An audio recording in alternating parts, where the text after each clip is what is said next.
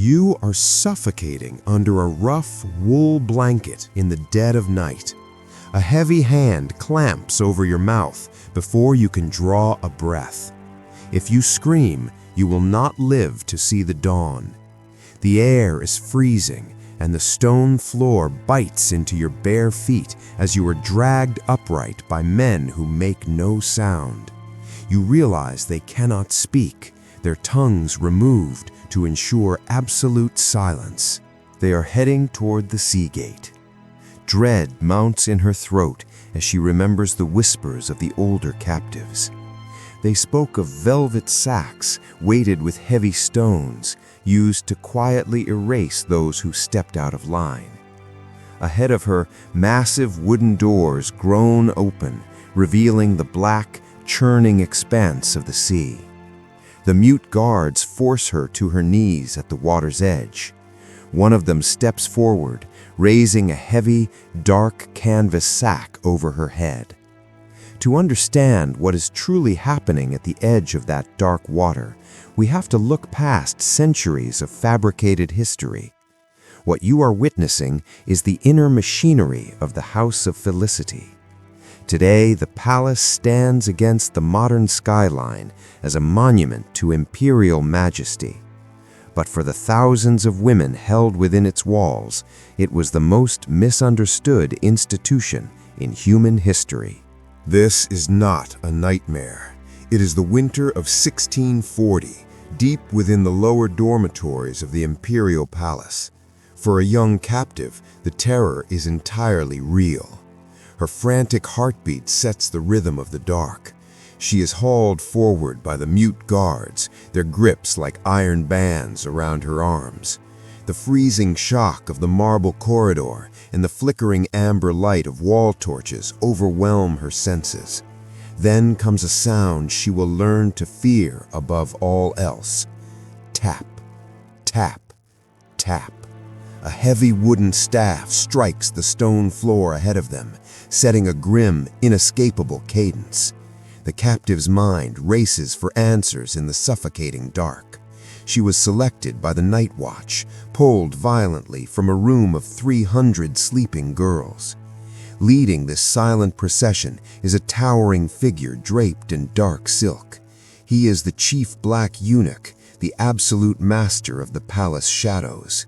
The corridor begins to slope downward, and the stagnant air shifts. It is replaced by the heavy, unmistakable scent of salt water.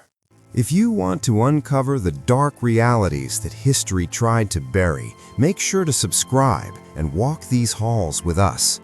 We must tear down the Orientalist myths immediately. For centuries, European painters depicted this place as a luxurious, sexually liberated paradise of lounging women and endless indulgence. The reality is that those painters were never allowed within a mile of the inner gates. What actually existed behind those walls was a ruthless political academy and an unforgiving psychological machine. The Ottoman Harem was not a place of leisure.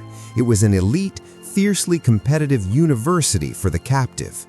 Meticulous palace accounting books, known as the Mevacib ledgers, reveal the brutal truth. They document a vast industrialized trade, pulling girls from their homes and funneling them into this sprawling complex.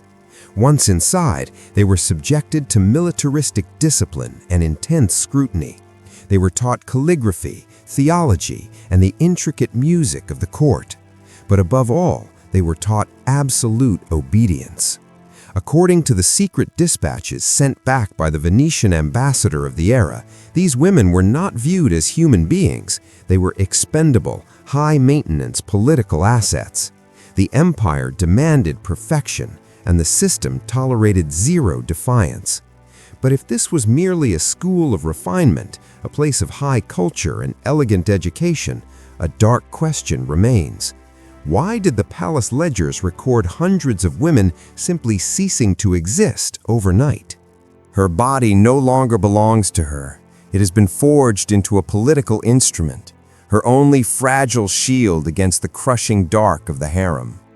She finally reaches the towering wooden doors of the royal chamber, and they groan open, revealing a cavernous room lit only by the low glow of dying embers.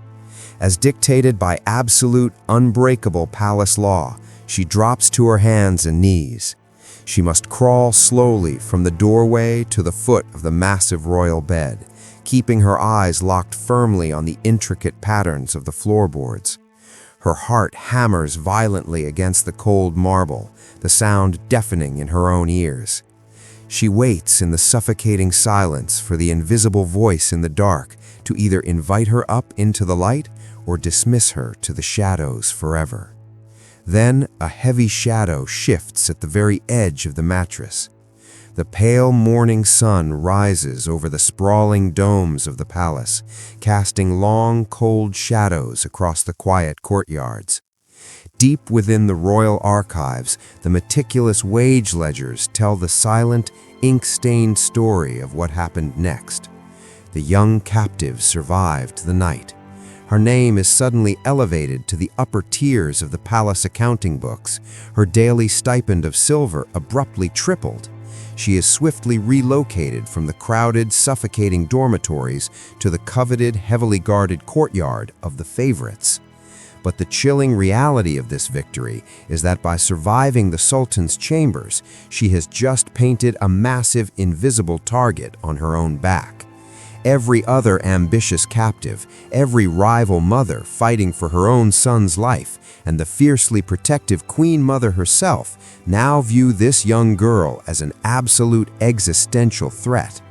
The immediate physical danger of the midnight march has passed, but the true systemic nightmare has only just begun.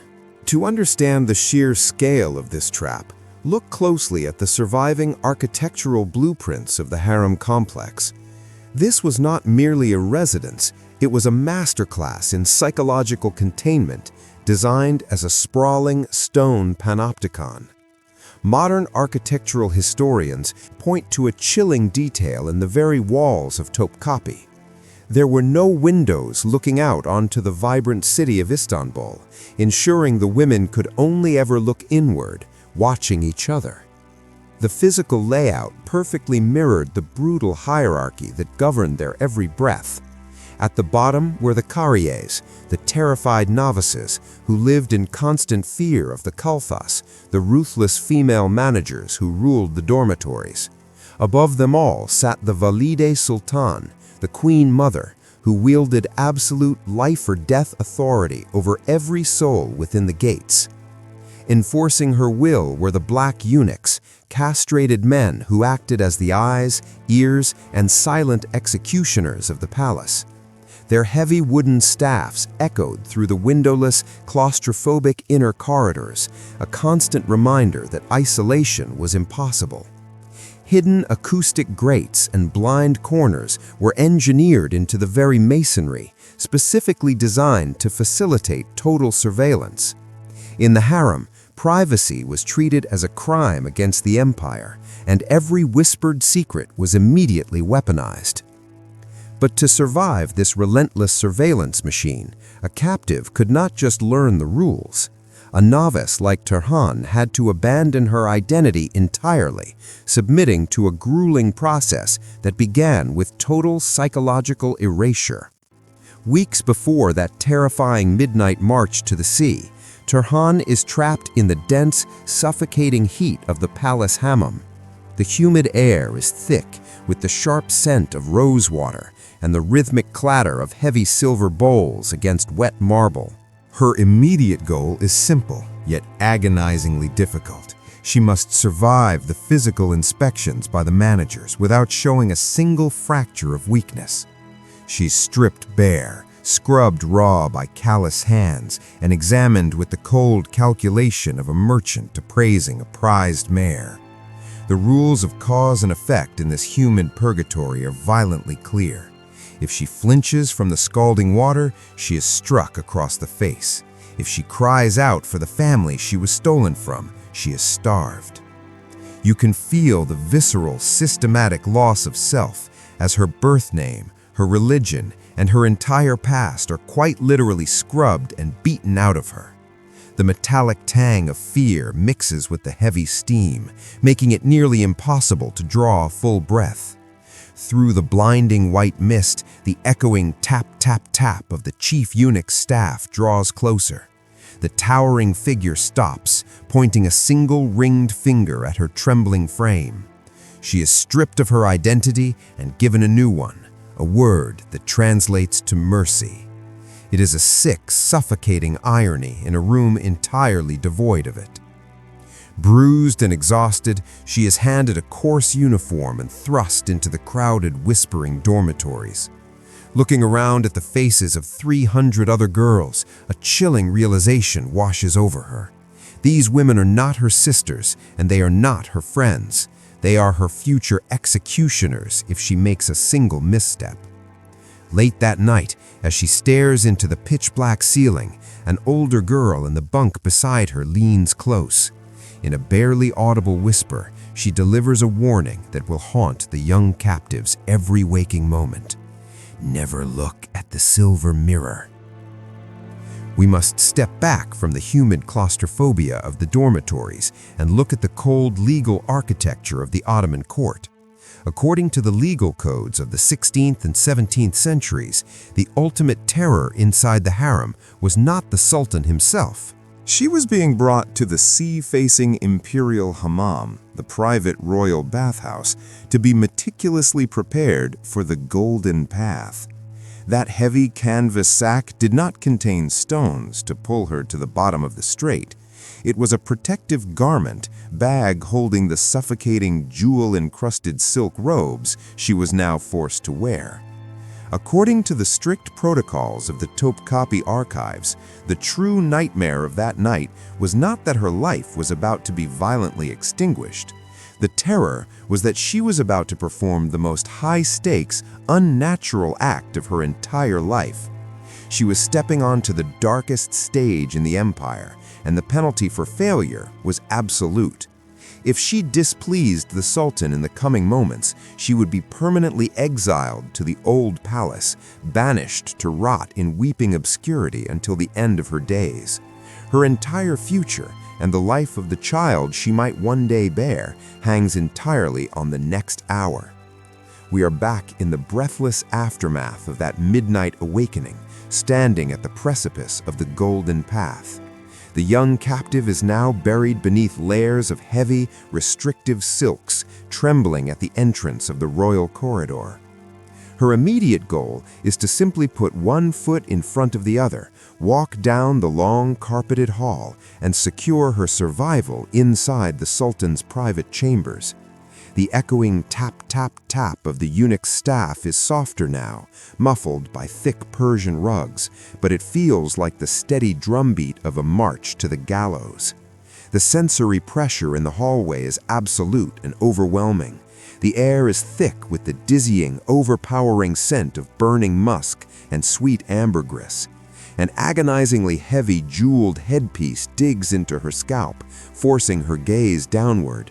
Massive, muscular guards line the walls, standing perfectly still in the shadows like statues cast in cold iron. As she walks, a chilling realization hardens in her chest. But a horrifying legislative precedent known as the Law of Fratricide, because any son born to a concubine could legally inherit the throne, these women were not competing for a man's affection. They were fighting a desperate, preemptive war for the lives of their unborn children. If a rival son ascended to power, the law dictated that every other male heir be permanently silenced with a silk bowstring to preserve the stability of the realm. This systemic nightmare transformed the House of Felicity into a lethal snake pit of forged letters, weaponized rumors, and shifting alliances. Contemporary chroniclers noted how easily a senior concubine could orchestrate the demise of a rival without ever lifting a weapon. Scholars studying the imperial archives point to a chilling bureaucratic practice known as the silent removals. If a captive caused too much friction, she was not given a trial, nor was there a public scene. She simply vanished from the wage ledgers, erased from existence as if she had never drawn breath.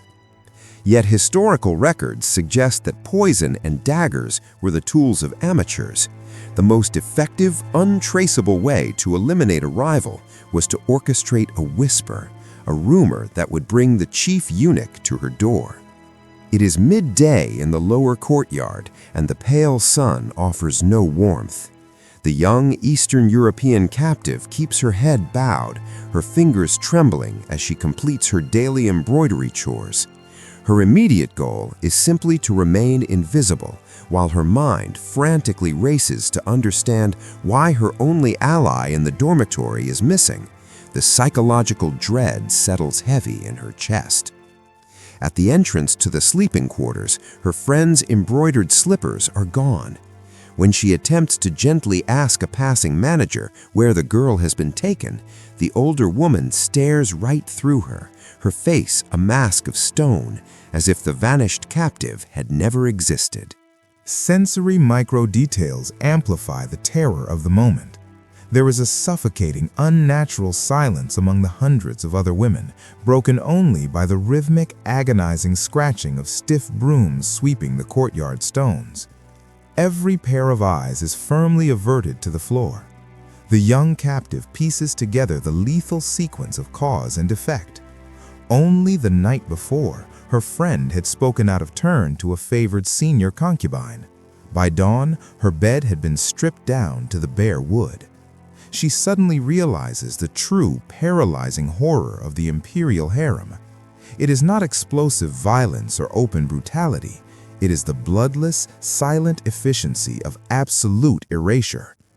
Cold panic floods her veins. She remembers that she was seen whispering to the vanished girl just yesterday in the gardens. Guilt by association is an absolute sentence in this place. At that exact moment, a shadow falls over the courtyard. The rhythmic tap-tap-tap of heavy wood against stone cuts through the silence. The chief black eunuch has entered the enclosure, and his measured steps are moving directly toward her. He stops inches from where she kneels. He does not speak, nor does he signal for the guards to seize her. Instead, his massive hand reaches out, offering her a small, ornate silver mirror. We hold in our hands a replica of an authentic Ottoman Harem mirror, cast in heavy silver and polished to a blinding shine. Its surface reflects not just a face, but the most pivotal, terrifying turning point in a captive's existence. Scholars now understand that being handed this object by the chief eunuch was not a silent sentence of doom. It was the ultimate, horrifying promotion. It meant the Sultan himself had chosen you for his bed. This single historical fact changes absolutely everything we witnessed in the dead of night. Let's rewind the clock to that freezing midnight march, to the heavy doors opening toward the dark sea and the canvas sack raised over the captive's head. She was not being taken to the water to be dropped into the cold current like the hundreds of erased women before her. According to the exhaustive historical trajectory of the imperial palace, reaching the status of a favorite meant stepping onto a relentless, invisible battlefield. Rivals in the harem did not use swords, they used the shadow economy of the court. The court diaries and diplomatic records detail how favorites were constantly subjected to insidious, untraceable attacks. They found their morning meals laced with subtle toxins designed to mimic natural illness. They discovered dark magic amulets and curses stitched silently into their mattresses, intended to induce crippling paranoia or miscarriage. Vicious, highly calculated slander was deliberately planted in the ears of the eunuchs to orchestrate a sudden, fatal fall from grace. She had won the terrifying battle for her immediate survival. But to win the agonizing, decades-long war ahead of her, she would have to become as ruthless and calculating as the very system that built her. Years later, the air in the high, vaulted palace chambers is still and heavy. An older, profoundly hardened woman stands motionless, looking out through a thick, iron-grated window toward the churning, dark waters of the sea. Her face is as cold and impenetrable as the marble beneath her feet, entirely devoid of the terrified, trembling girl who was dragged to the gates so long ago. Behind her, that familiar, echoing sound strikes the stone floor. Tap, tap, tap. But this time, the towering chief black eunuch is not coming to take her away. He lowers his massive frame and bows deeply to her. Through decades of brilliant, bloodless maneuvering and ruthless survival, she has become the undisputed master of the harem and the most powerful woman in the empire. But as we pull back from the iron-grated window, looking out over the sprawling, silent expanse of the palace, we are forced to ask at what terrifying cost this absolute power was bought.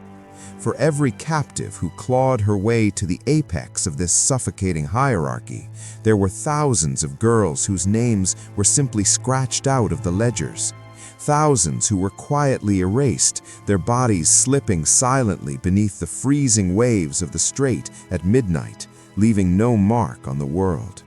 For centuries, Western history actively tried to sanitize this profound trauma, painting the harem as an exotic, beautifully tragic fairy tale to be consumed as polite entertainment. But the cold, windowless stones of Topkapi Palace and the dark, restless waters of the Bosphorus still remember the exact cost of survival. The lingering memory of this empire is not a royal procession or a scream in the dark.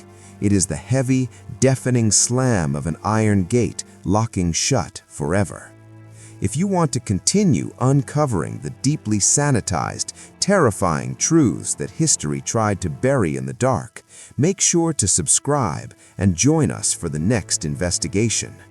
Would you like me to help you draft the blueprint for that next video?